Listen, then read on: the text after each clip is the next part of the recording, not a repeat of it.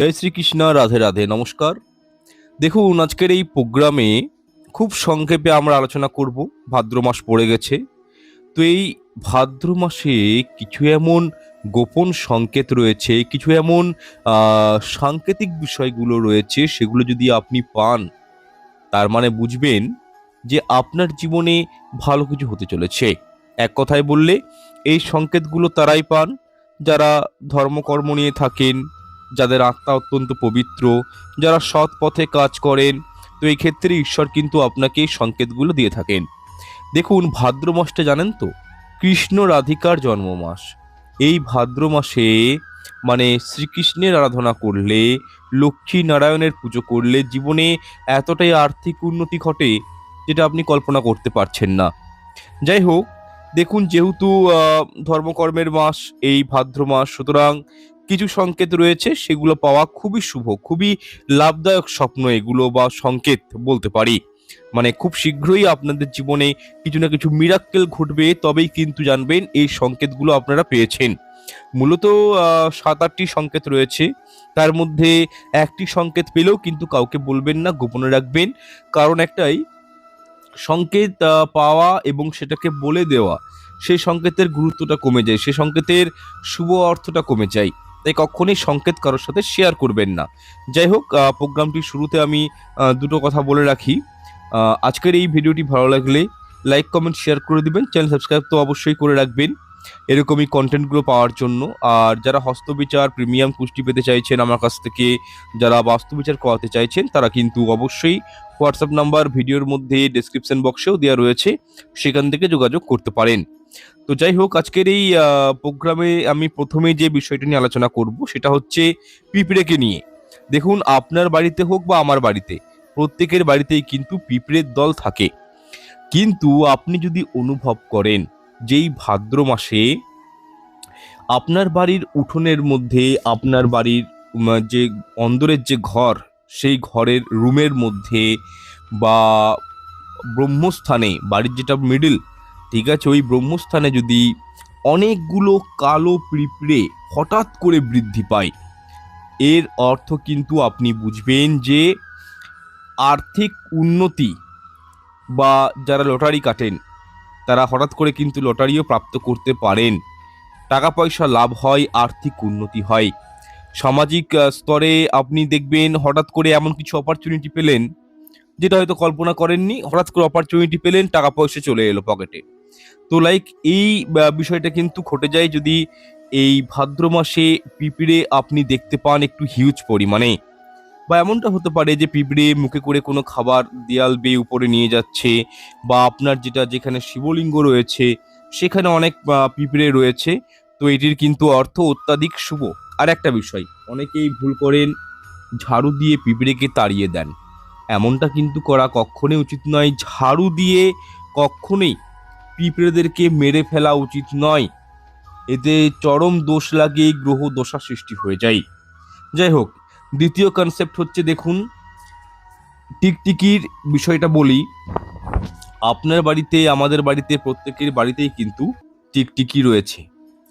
তো শাস্ত্র বলছে, বা খনার বচন যদি দেখেন, তো সেখানে মা খনা বলেছেন, যে গৃহে টিকটিকি থাকে সেই গৃহে সুখ, শান্তি, সমৃদ্ধি অলওয়েজ কিন্তু বজায় থাকে। আর যে গৃহে টিকটিকি থাকে না, সেই গৃহে কিন্তু ঝুট ঝামেলা, মানসিক উৎপীড়ন, এগুলো কিন্তু লেগেই থাকে। কারণ টিকটিকি থাকা মানে সেই ঘরে মা লক্ষ্মী বিরাজ করেন। টিকটিকিকে কখনোই তাড়িয়ে দেওয়া উচিত নয়, বিশেষ করে যদি কখনো সন্ধ্যারতির সময়, বা হয়তো সকালে তুলসী মঞ্চে জল দেওয়ার সময় টিকটিকি দেখতে পান যে তুলসী মঞ্চের উপরে টিকটিকি উঠে যাচ্ছে, বা তুলসী মঞ্চের পাশাপাশি টিকটিকি ঘুরছে, তার মানে বুঝবেন আপনার কর্মক্ষেত্রে আপনি কিন্তু আহ, উন্নতি করতে চলেছেন। যারা বিশেষ করে কর্মক্ষেত্র নিয়ে খুব সমস্যায় থাকেন, তারা কিন্তু যদি এরকম কোনো সংকেত পান এই ভাদ্র মাসে, তারা বুঝবেন সেই কর্ম থেকে আপনারা কিন্তু রিলিফ পাবেন। এবং কি, ধরুন, অনেকের আছে না যে বস বা কলিগস অত্যাধিক বাজেভাবে বিহেভিয়ার করে, যাদের কর্মতে মন নেই, তো সেই ক্ষেত্রে কর্মক্ষেত্র জায়গাটা এতে স্টেবিলিটি আসে, ঘরে সুখ শান্তি বিদ্যমান থাকে এবং কি শারীরিক দিকগুলো কিন্তু সদস্যদের ভালো থাকে যারা পরিবারে রয়েছে।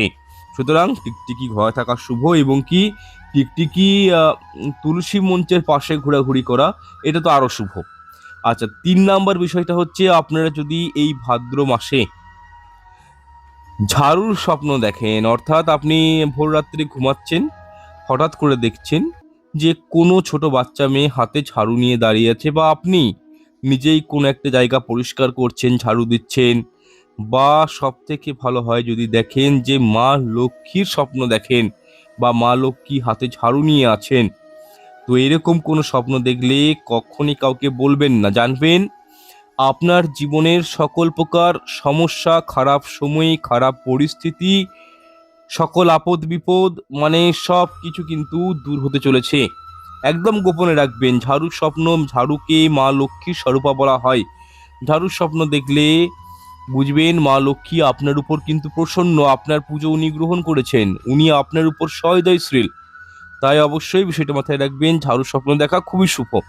যদি পারেন এই ভাদ্র মাসে কোনো নারায়ণ মন্দিরে গিয়ে 2টো ঝাড়ু দান করে আসবেন। ওই ঝাড়ু দিয়ে যখন মন্দির চত্বর পরিষ্কার হবে, যে দিন থেকে হবে সেই দিন থেকে ধরে রাখুন আপনাদের জীবনে ভাগ্য উদয় হবে।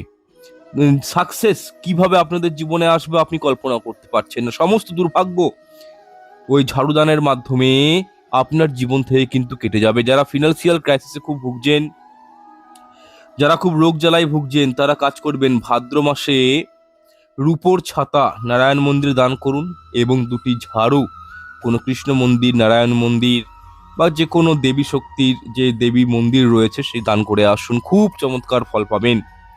আচ্ছা, এরপর 4 নাম্বার সংকেতটি হচ্ছে দেখুন ভাদ্র মাস চলাকালীন যদি আপনাদের ঘরের ছাদে, উঠানে, আপনার ঘরে বাগান রয়েছে বা আপনাদের ঘরের অন্দরে যদি লক্ষ্মী পেঁচা অর্থাৎ সাদা পেঁচা প্রবেশ করে, তার মানে বুঝবেন স্বয়ং মা লক্ষ্মী আপনার গৃহে প্রবেশ করেছে।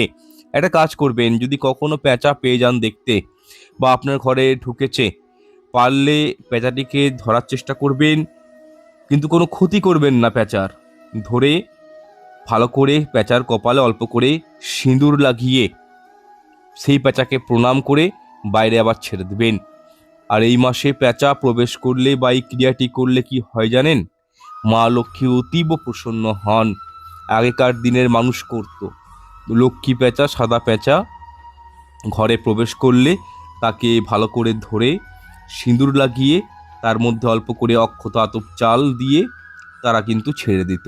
এর ফলে কি হয়? লক্ষ্মী লাভ হয়, লক্ষ্মীর অনুকম্পা পাওয়া যায়।